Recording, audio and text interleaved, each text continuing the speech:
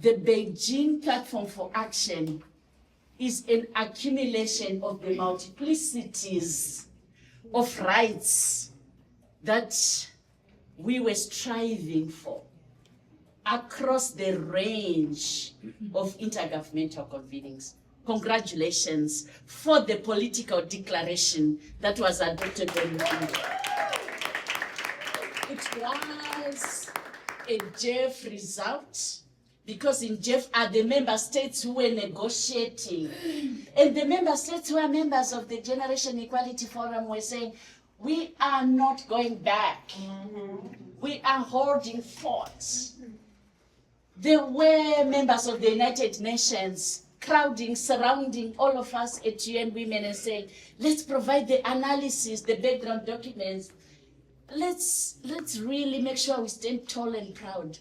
There were the civil society, the feminists, the women's rights, the youth networks, listening quietly, influencing and engaging. Our political declaration is a political statement of commitment to gender equality, to non-discrimination, to inclusion, to diversity, to a world of justice for all. Congratulations. Today, there are three things. When the United Nations was created in 1946, and they were negotiating the Charter and then the Bill of Rights, many of my own continent had not had freedom. We were pushing forward for freedom of our nations, and we were pushing forward for the rights of women in an oppressed environment. So when we look at today,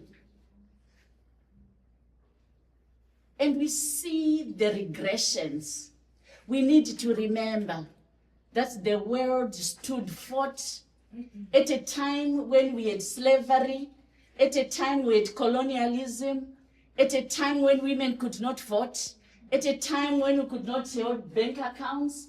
And today, the struggles that we have is the sustained push forward for humanity in which there is non-discrimination, a reality and a society and a world that understands that rights do not only have to be known because they exist anyway, but they have to be enjoyed.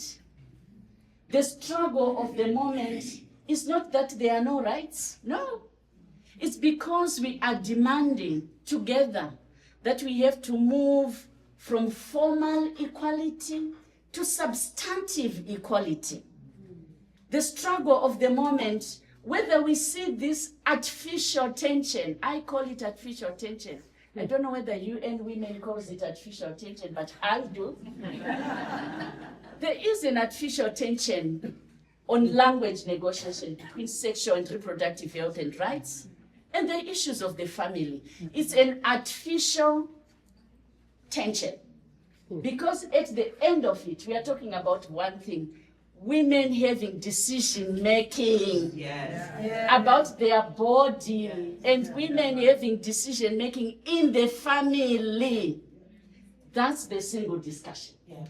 And that is where the tension is. It's around substantive equality, rights, and enjoyment of being in what is called a family.